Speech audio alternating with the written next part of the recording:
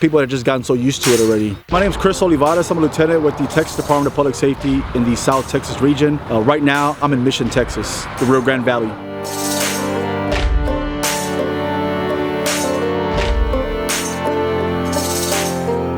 So day-to-day operations for us as part of Operation Lone Star. This is an initiative that Governor Abbott launched back in March of 2021 and was to focus on border security efforts. So with our state resources, we have state troopers that are dedicated to border operations, helping Border Patrol, focusing on human smuggling and any other type of criminal activity that's taking place along the border, especially transnational criminal organizations that are operating in Mexico, also in the United States. We have seen in the last 3.5 years is human smuggling, as far as illegal immigrants that are coming across, but also those that are being smuggled across the border, special interest aliens, those that are from other special interest countries that may have ties to terrorist organizations or criminal gangs from other countries, as well as contraband, drugs, narcotics, fentanyl that's coming across our borders. As a state, we have seized 500 million lethal doses of fentanyl coming across our border, as well as weapons and money going into Mexico to supply the cartels. Is it dangerous at all to live by the border? No, I think the news exaggerates. Yeah. It's probably one of the safer cities to live in. I think they shouldn't be borders in any part of the world. Has there been any danger from the folks crossing over here, you think? Nah, it's good. But I think that happens anywhere where you live.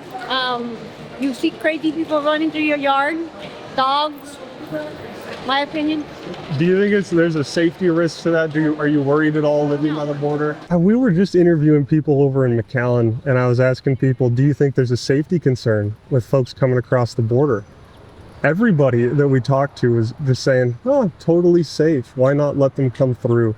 What would you say to those people? Well, I mean, there is a safety concern. There is a public safety concern because, again, we don't know who's coming across the border. I mean, we only see one side of it, and many of the people that understand immigration, they see one side of that spectrum, which would be just large, groups of people coming across the border, turning themselves in, families, women, children. But it's a criminal side that many people are not aware of. Those that don't want to be caught with gotaways, those that are trying to evade capture, trying to avoid law enforcement, that's what concerns us. And I think anyone that lives along the border, not just along the border as well, but across the country, should be concerned because we want to know who is coming across our borders. Hi, you are currently being deported.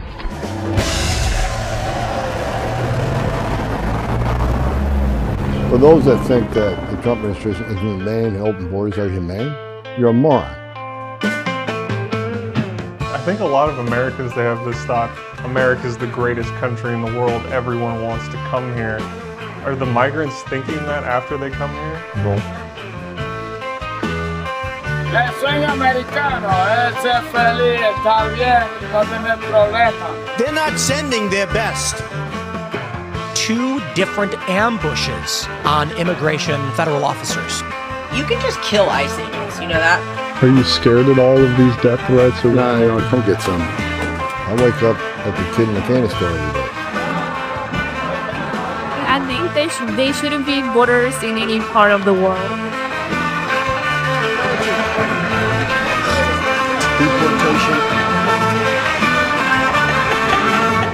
I'm not running a popularity contest. I got a job doing what I want to do.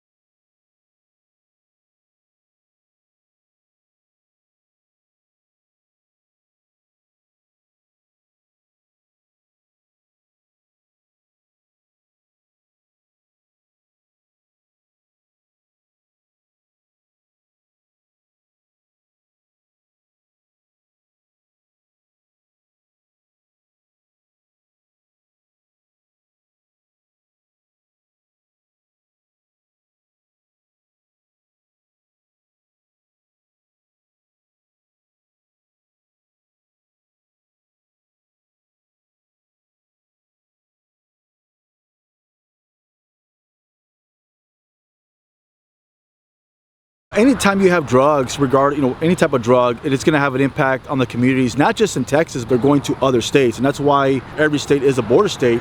They are being impacted by this current border situation, whether it be illegal immigration or whether it be drugs or criminals that are in some of these states. So when we talk about fentanyl has a significant impact on not just Texas, but also the entire country. Many families have lost loved ones. It's tragic what this poison does to American people. We continue to lose Americans every single year. Tens of thousands of Americans that have lost their lives because of fentanyl poisoning. And it's all because the Mexican drug cartels continue to mass produce this drug and get it across the border. There's always gonna be more dangers when you have an unsecured border. We wanna know who's coming across the border. And I think any way to make it safer, to make it more humane, is to prevent unlawful crossings between a port of entry. There's nothing normal or humane about someone, or including a child, crossing a river or paying a smuggler to get across the border. That's why we have designated ports of entry that are much safer, that are humane. There should be a humane process. And that's where we're trying to get people to go to a port of entry so you don't lose your life crossing a river, a desert, depending on what area of the border you're at, or paying a criminal smuggler. By doing so, we can save a lot more lives and prevent tragedies that are taking place along the border. Hey, I really appreciate the work that you're doing out here, man. Thank you so much. Thank you. Appreciate your time. Thank you.